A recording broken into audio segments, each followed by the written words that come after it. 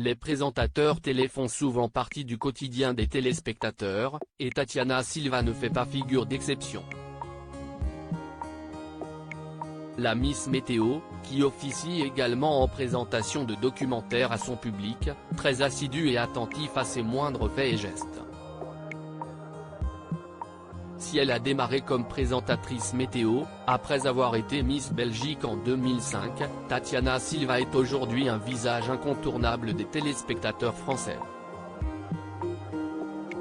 Sur TF1, elle fait la pluie et le beau temps chaque jour, pour le plus grand plaisir de ses fans, tout comme sur TMC où elle présente désormais des magazines. Mannequin, reine de beauté et présentatrice télé, la personnalité de Tatiana Silva enchante les Français. Figure de la météo sur TF1, Tatiana Silva est aussi célèbre que la légendaire Evelyne Delia, et tout aussi appréciée qu'Ange Noiret, arrivée depuis peu sur la première chaîne.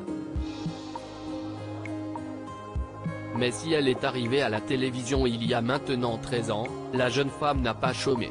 Avant de présenter la météo, Tatiana Silva a en effet été couronnée reine de beauté en 2005 revêtant l'écharpe de Miss Belgique, avant de poursuivre une carrière de mannequin. Ensuite, elle a fait ses premiers pas de présentatrice à la télévision belge, devenant Miss Météo, sur la RTBF avant de traverser la frontière pour travailler sur M6 et TV5 Monde. Depuis, elle est arrivée sur TMC et TF1, respectivement présentatrice de 90 enquêtes ainsi que les docs du week-end, et pour la présentation de la météo. Et il semble que la jeune femme ait durablement marqué les esprits des téléspectateurs puisqu'elle est, comme d'autres stars du paysage audiovisuel français, destinataire de courriers de fans. Pour elle qui n'avait jamais songé à faire de la télévision, c'est presque une consécration. Toutes sortes de demandes, mais c'est toujours très poli et courtois. Si les téléspectateurs sont toujours aussi assidus à la météo, cela tient surtout à la personnalité des présentateurs.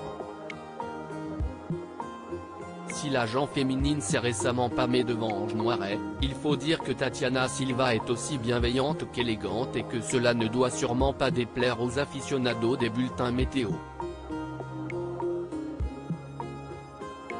Mais la présentatrice de 38 ans a une autre explication. C'est un rendez-vous important pour les gens dans l'impermanence de la vie. Tout bouge, tout change. On l'a vu pendant le Covid, les gens avaient à cœur de regarder ce programme qui était un programme qui n'était pas froid, donc quasiment en direct. A-t-elle exposé au micro d'Europe 1, jeudi 10 août, ajoutant « On était là chaque jour et ça donne une sorte de proximité. Je pense que c'est un rendez-vous où on rentre dans la vie des gens et bizarrement ils ont l'impression de nous connaître. On est une sorte de membre de la famille éloignée. Je pense c'est la raison pour laquelle ces derniers se sentent libres d'envoyer des requêtes à leur présentatrice préférée, que ce soit par courrier postal ou même via les réseaux sociaux.